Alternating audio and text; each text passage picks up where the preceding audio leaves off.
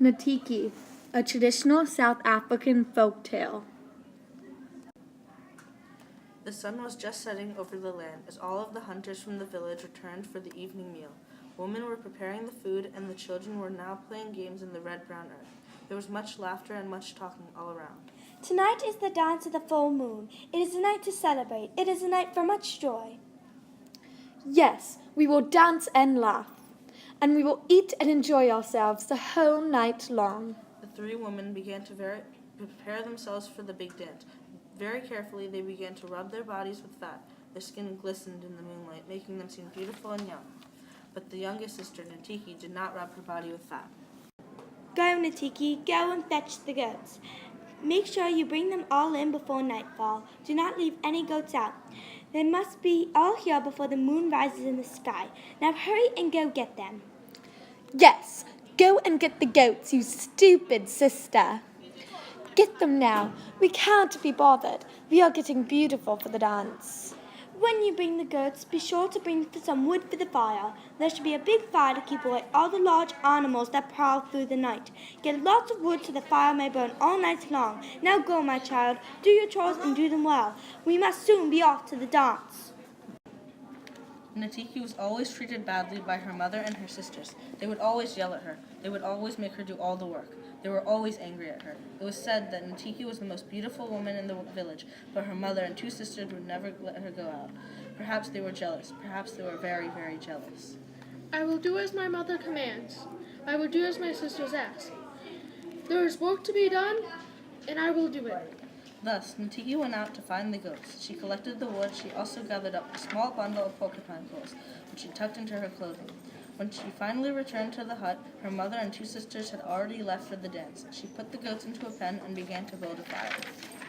This is hard work. I am tired from all this work, but I would like to go to the dance. Perhaps I will meet a beautiful man there. Perhaps we will dance together in the night. Natiki began to rub melted fat all over her body. Her skin glistened in the moonlight. She brushed her hair and placed a necklace made from the shells of ostrich eggs around her neck. She threaded small beads through her hair.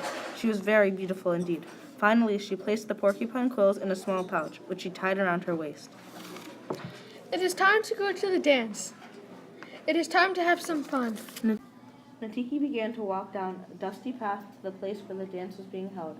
As she walked, she stuck a porcupine quill into the dirt here and there. Soon she came to the top of a small hill and saw the dance off in the distance. There was much laughter and singing. The music was sweet and filled the night with joy. She moved on, and when she got to the fire, she stood off to one side.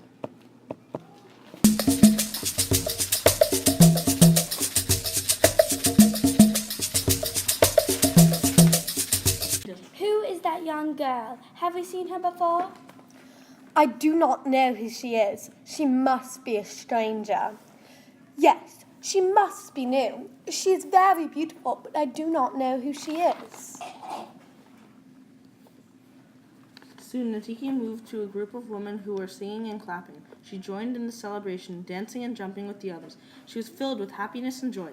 Her steps were light, and everyone noticed how well she moved around the fire. One person, a handsome hunter, could not take his eyes off Natiki.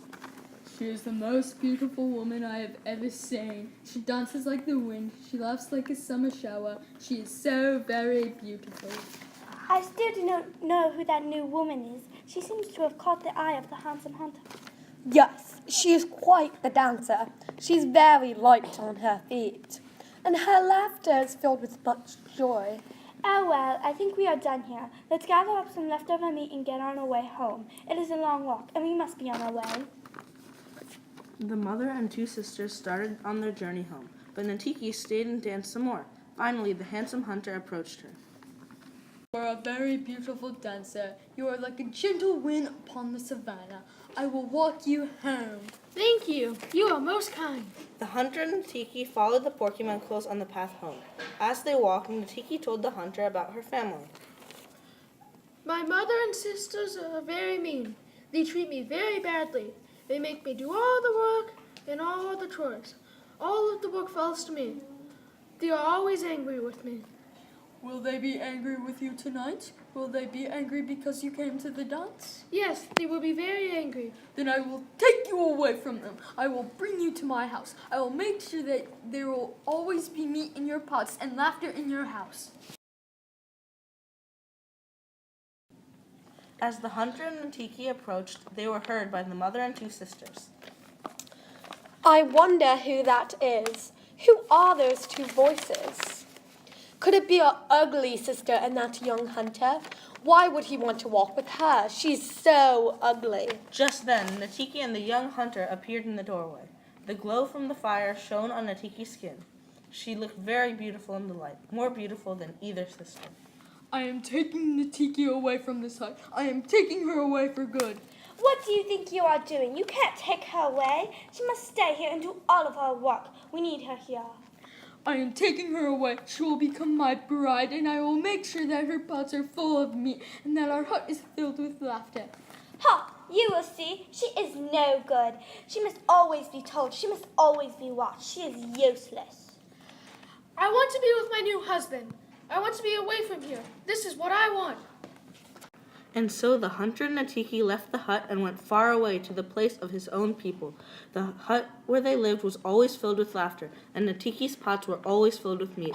And soon they had many children, and their lives were filled with much joy. Their life was very happy forever after.